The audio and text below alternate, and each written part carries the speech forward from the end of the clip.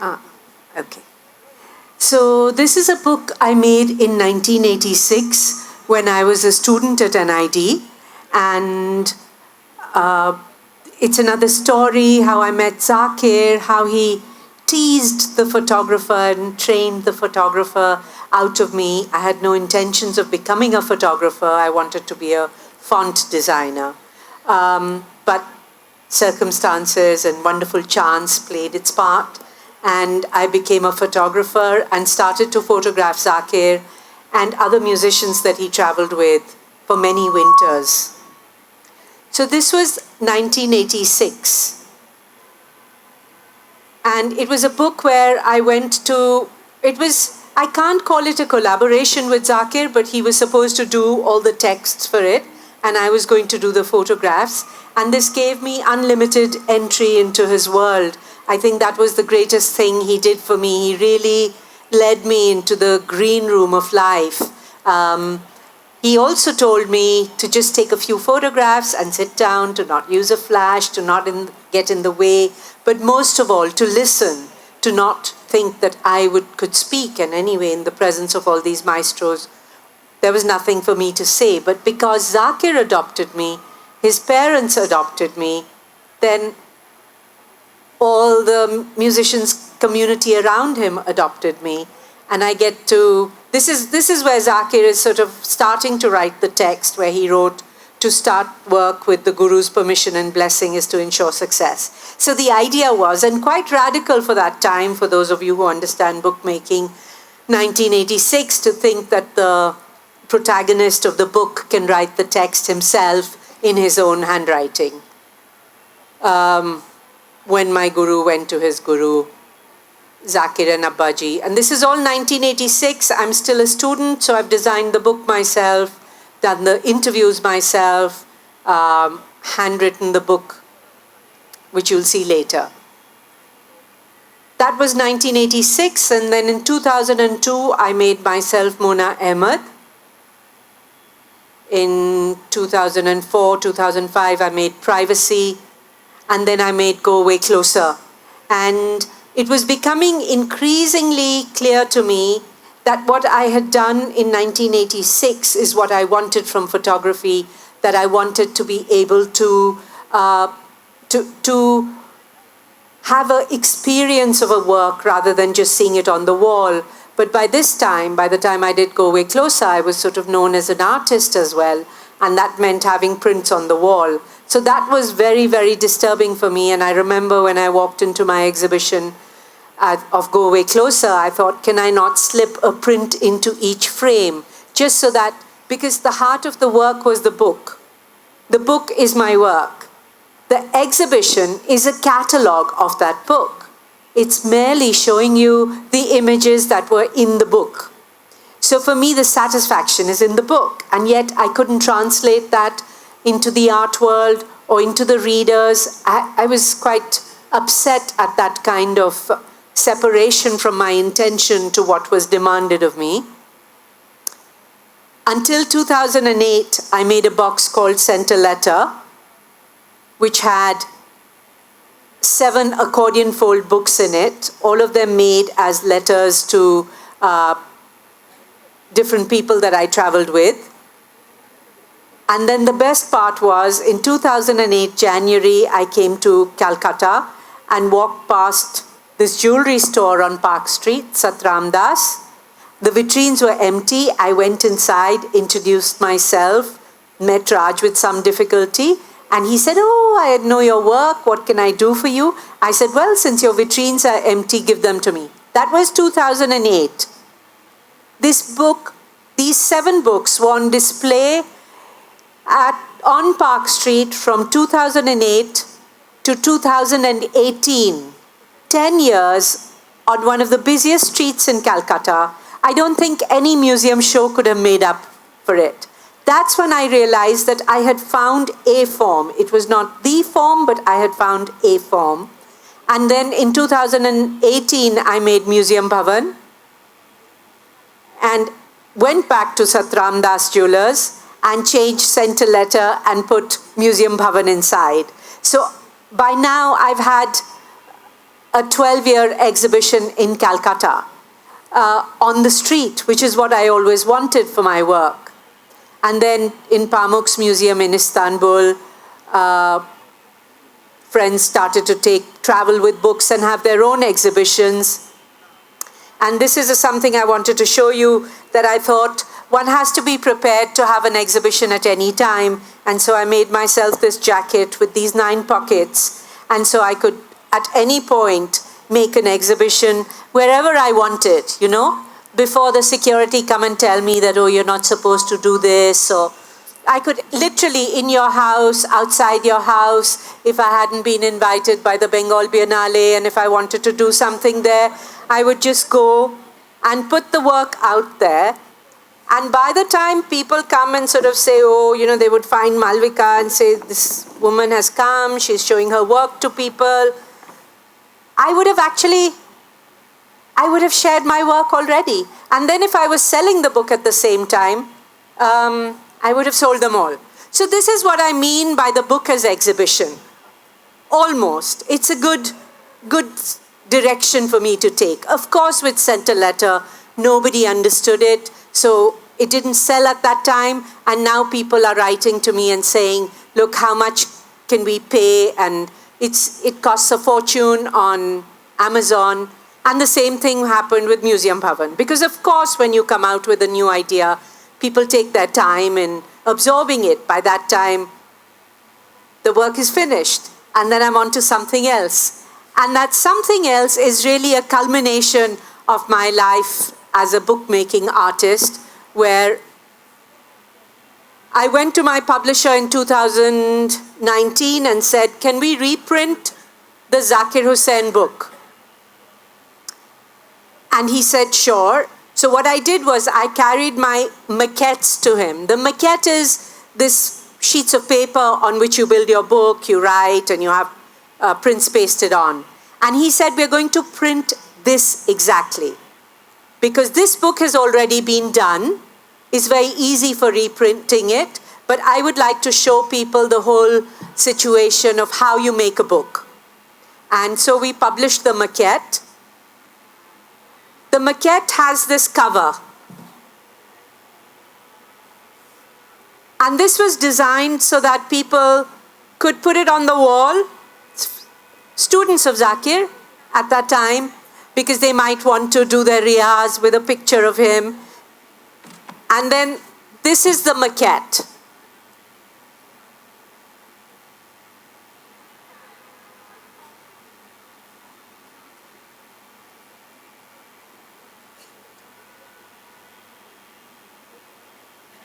So I hand wrote all the text in the maquette, and my publisher printed it with everything, all the rubber solution marks, everything as is. So this became the Zakir Hussain maquette with the interviews with all the different artists that I interviewed.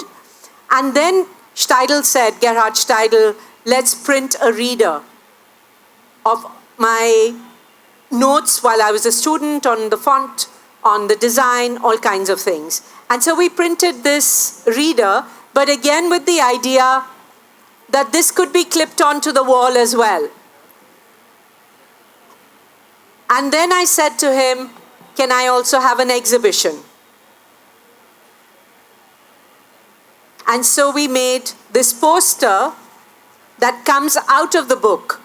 So now what you're getting is not just a book which is an exhibition, like the accordion books, but an entire package with which to construct the exhibition. So you've got your, if you look at that slide on the left-hand side, you've got the cover, which is the opening sequence of the exhibition. Then you have the maquette, and you open it on whichever pages you want, and L-clip it to the wall. Over there, over here, we've got 1, 2, I think 15 maquettes. And then you put up the poster, and then you've got the reader, and then you take pages from the reader and put that up. And this is what we had done at the Bengal Biennale. And then what was fantastic was that we did the release of this with Zakir,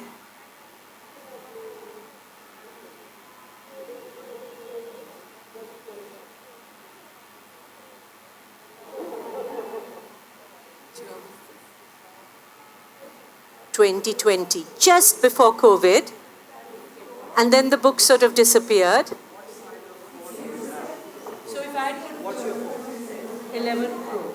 11 Pro. Nirmalaji, 11 Pro. So Zakir had made an iPhone cover with my photograph and very generously was handing it out to people saying, tell me your phone and I'll get you a cover of the photo of him and Zakir, of him and Abbaji. But you can hold it. So this is the data idea. And I wrote about it. Understood. But I made it now. And this is going to be formed now. Exactly. So the audio is not very clear because someone just made this with their phone. But basically I'm telling Zakir, I imagined this in '86 and imagine in 2019 it's on the wall. And he said, well, that's what it takes with ideas. Things take their own time to happen. You may have imagined it then, but then it takes its time. And then I made this book called Book Building, which is really, I could have,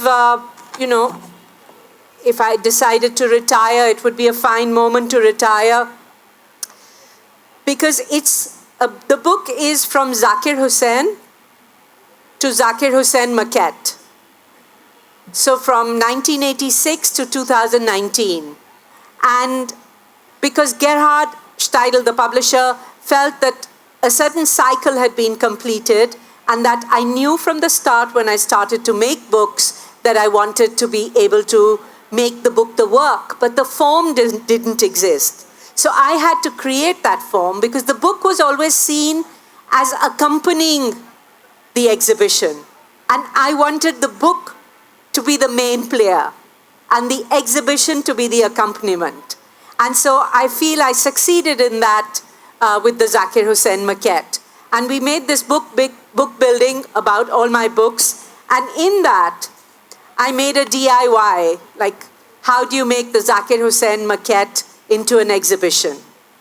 So for example, the Mahindra's company want to do something for Zakir and they said, would you consider doing an exhibition? And I said, no, the time is too short, but you just have to buy 20 copies of the book, I'll clip them on the wall, use the poster, use the readers, and after the exhibition, sell them to the audience. So it's a win-win situation, and that has been my dream for the book, which I was able to realize with the Zakir Hussain Maquette. Book becomes exhibition, goes back to becoming a book, and then you decide you want it on your bookshelf or you want it on your wall.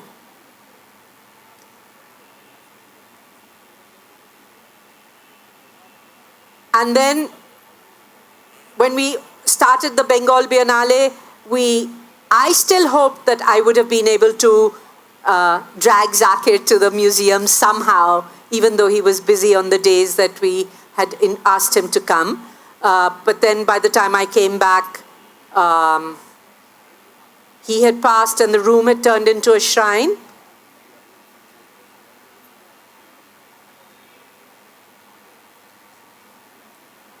And I had my whole museum of Tanpura in the Bengal Biennale at the Indian Museum, which was really my dream come true, to be in the Indian Museum. And then the Biennale had to end, as all good things have to end. And I thought, how do I continue in this space? And then I had the opportunity to remain in the Indian Museum as part of Dialogues with Time, curated by Boka, who's in the audience here. And this time, I was able to present my work in the, I don't know if you can see it, but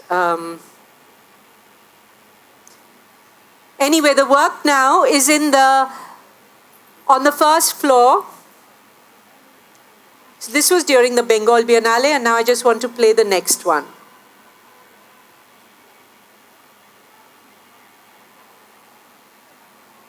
Yeah.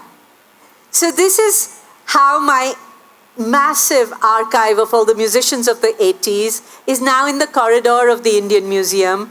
And because there wasn't a place to put the Zakir Hussain Maquette on the wall, I built this pillar for Zakir, and I was there this morning, and it's fantastic to see the kind of people. I mean, I think even while during the Bengal Biennale, Malvika, you said about 100,000 people saw the exhibition.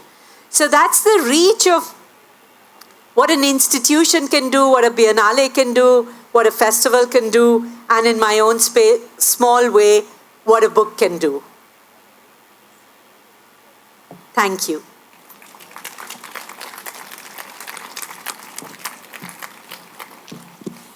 So thank you, Dayanita. That was absolutely fantastic. And right now, the Bengal Biennale seems so far back, but it was all on till 3 weeks ago, less than 3 weeks ago. So when you talk about the maquette and how a book segues into an exhibition and segues back, when you first thought about it, it was a very unique point in your life where you were in NID, you were studying design, and then you were with these magnificent musicians and their mentorship. So how much of this entire journey was informed by these two things, your training and that unique experience? Yeah, I think I'm absolutely right when I have to write my CV and I say I studied in the Zakir Hussain Academy of Focus. It was just part of my training. But then there was this mentorship that was, I don't think Zakir ever set out to be a guru to me, not at all. Just like what Shabana was saying in the morning about Sham Benegal. But once I said I wanted to be a photographer, he did everything he could to make sure I remained on that path. And then there were all these incredible musicians around him who also became part of that Bitiya, used to be called. Bitiya photo legi, Bitiya ye karegi, Bitiya wo karegi. And I would travel on this incredible bus with them every winter. So in the long run, I would say I'm a culmination of NID and the Zakir Hussain Academy of Focus. But more and more, when I look back, especially during the Bengal Biennale, it was a time for me to look at all my music archive. And I realized, no, I've really been shaped by the world of musicians that Zakir led me into. That's really my very unique learning. So, since you're saying Zakir ji was your mentor, he also tried to push the boundaries of what he was doing. He was often, there were conservative views on how he was trying to jam with international musicians. Then Shakti, which was initially the Mahavishnu Orchestra, happened.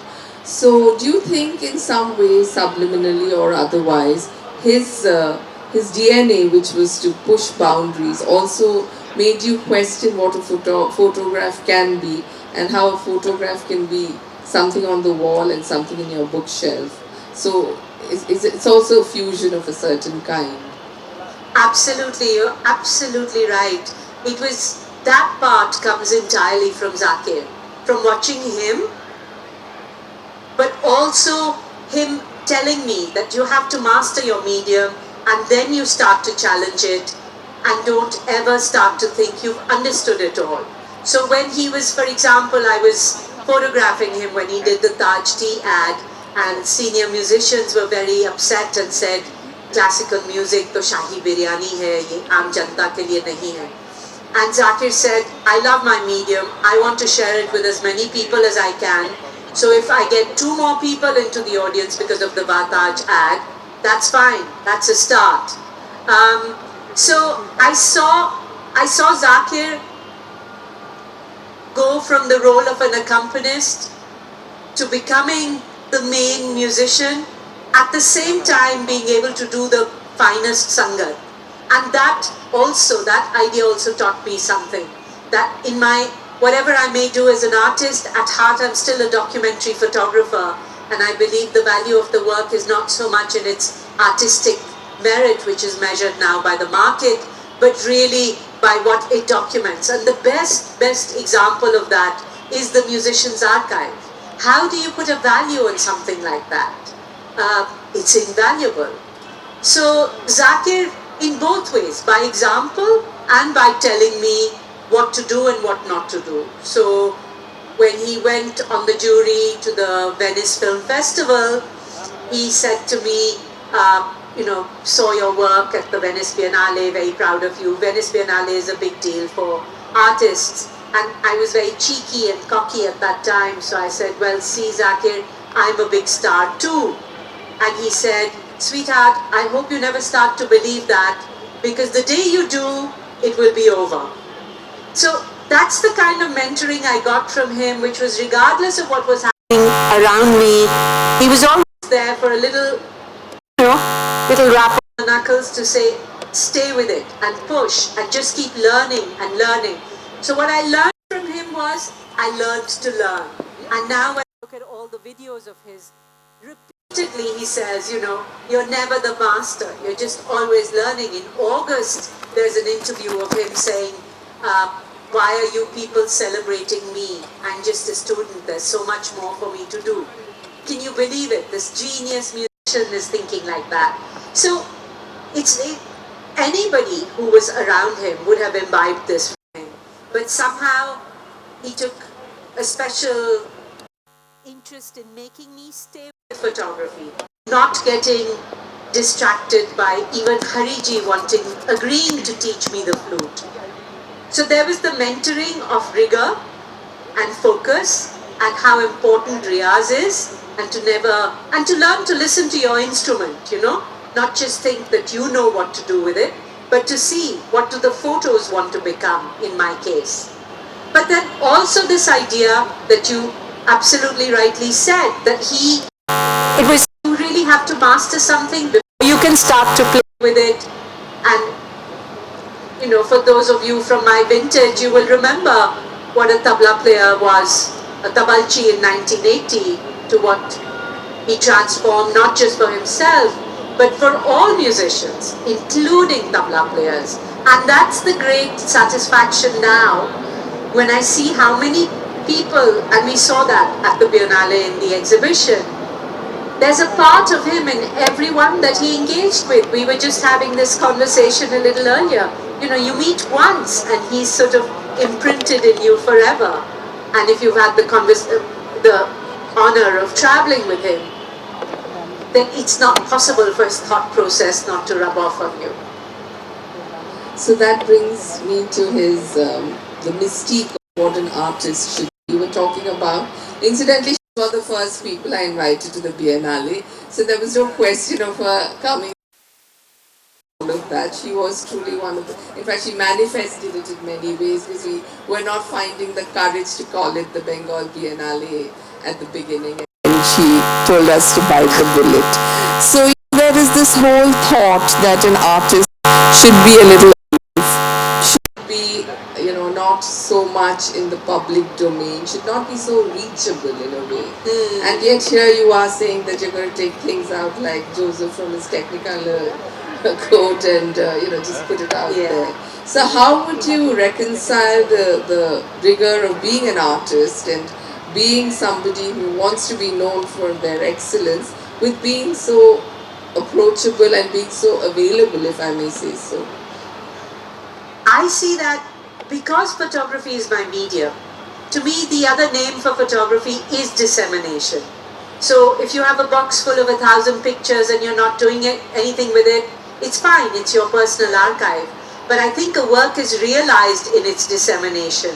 And because there are such few forms for the dissemination of photography, I just had to find my own forms. But after having had a mentor like Zakir, I was never embarrassed to stand outside there and show my work to people, or I'm my own brand ambassador on Instagram, because people can't sometimes keep up with my ideas. Right now I have 3 shows going on in India, and they say, oh, it's always so confusing, Dayanita, why do you have to do 5 shows in one season? But it's another idea.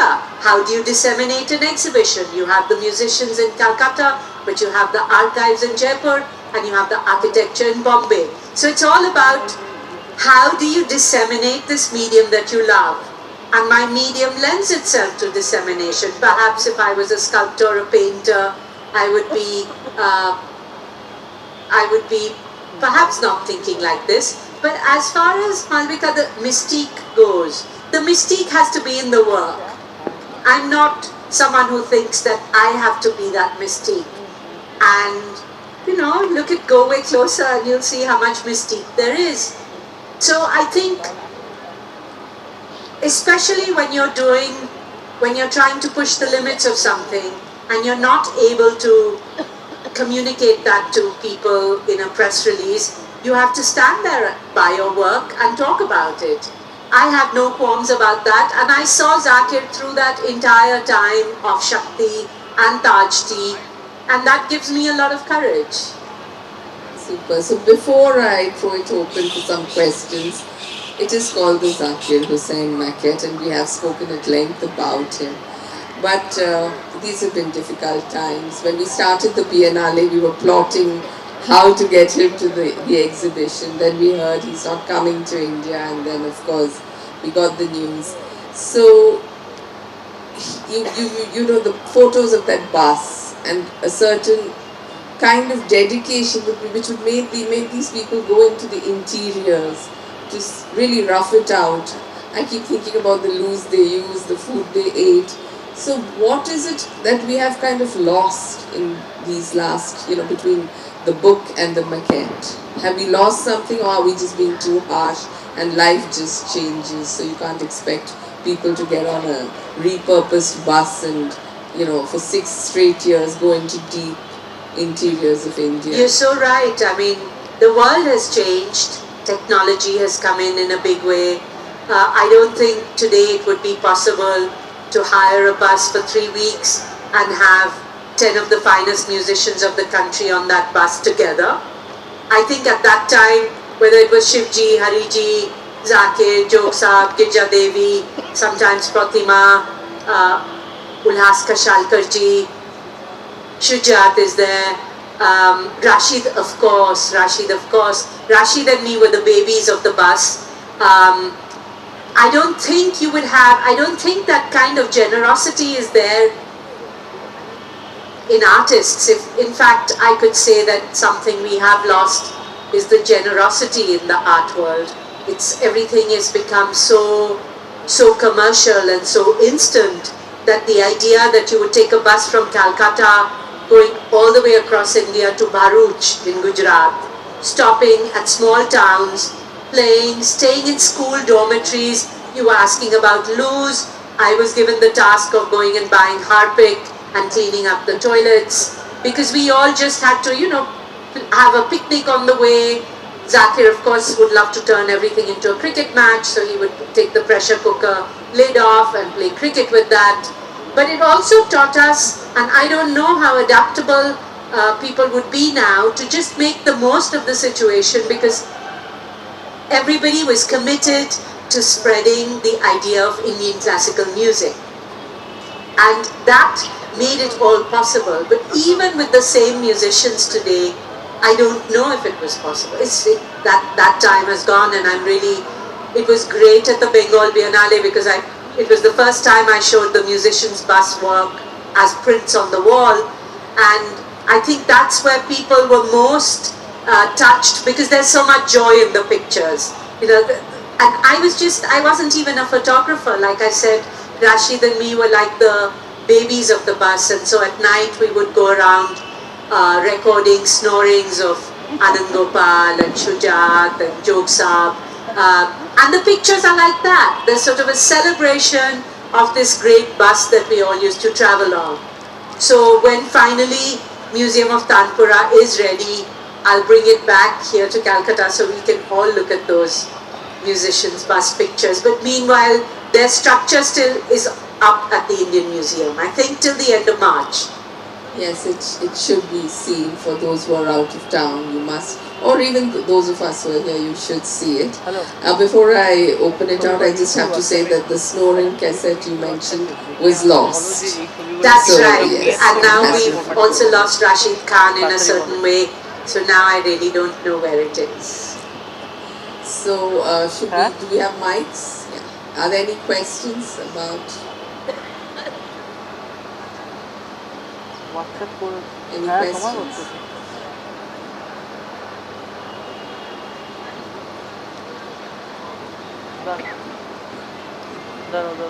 Hi, good evening. Hello. We just heard, a session on immortality, and one of the ways to achieve immortality, the suggestion was through your work. And what better session to follow immortality than Zakir Hussein's? So would you agree that, other than the bloodline and lineage and physically passing on, your lineage, this is certainly one way to achieve immortality. A genius like Zakir Hussain, and of course, you've captured such absolutely immortal frames for all of us. And it's like an era coming back, talking to us. We can almost see his hands play. Yeah, I feel very, very blessed to have been led into that and led by him, and it's sort of ironic because he would take me to Kishori Tai's house and leave me there for the day because it was Guru Purnima, and because I came with his introduction, I could photograph Kishori Tai all day or live in Gangubai Hangal's house. I don't know, we didn't speak about it, Zakir. It's not like he was trying to make me make an archive, but that is what happened. And so I'm very keen to see where I put these images, because this is really beyond me. I just happen to be the facilitator in a way, and thank my mother who saved the maquette over all these student years. I would have thrown it out because I love spring cleaning, but my mother is an archivist, so she likes to hoard everything, and that's why we could make the Zakir Hussain maquette. But I do feel that the books, and the more books that I might make a book in Bangla on the musician's bus, say. The book has a way of keeping things around somehow, Of course, we all post on social media. Even now you see a lot of wonderful interviews of Zakir, wonderful, wonderful things, all finally saying learn and learn. But there is something special about the book, whether it's words or it's photographs. And Malavika, you asked me the question about the illustrated book. I was wanting to finish. But I have an answer for that. What I was going to ask is, traditionally the illustrated book is seen as less of a book and something that you have to grow out of almost. So how has she chosen that as a way to, propagate her art, which is a more serious mandate than what an illustrated book normally has? So this is the problem. I have too many ideas at the same time. So I forgot to tell Malavika that actually we should also be talking about Let's See. But when she told me her question, I thought, here's my answer. So Let's See is a photo novel from start, and it's also designed to be read like a novel. It's printed on novel paper. It has no text, but it's like a 1,000-page novel, because photographs are, and I hesitate to say this at a literary festival, but photographs can go where there are no words. People say a photograph is worth 1,000 words. I don't agree with that, because I think photography can go where there is no vocabulary. And so when I made Let's See, the question was, then what would a novel be? What would a photo novel be? And I did this and I forgot to launch it, and so here it is. Here's Let's See, along with Zakir Hussain. So that's a book, that's a maquette that becomes a book, and this is a session that becomes a book launch. Yes. We are segueing away. Is there any other question? Let's See should be Hum Dekhenge, I'm guessing. Does it have a... That's right. Yes, okay. Yes, there's a question right up here. So, Dayanita, you've talked about the book as museum, as exhibit. Do you feel that in this sort of world of digital cameras and every phone being now a camera, we're kind of losing the tactile joys of having photographs printed on paper, the beauty and simplicity of black and white photographs that you capture so beautifully? Are these things becoming almost an anachronism now? Because photographs themselves seem to have so little shelf life. You've clicked a few hundred on your phone and then they just disappear, or your iPhone updates and you don't know where they are, lost in the ether perhaps. So have photographs lost the kind of value that they had in terms of or do you feel that there's still room No, for... quite the opposite. I feel photography has become what it set out to be, a democratic medium. So everyone can photograph. But everyone speaks Bangla, everyone's not a writer.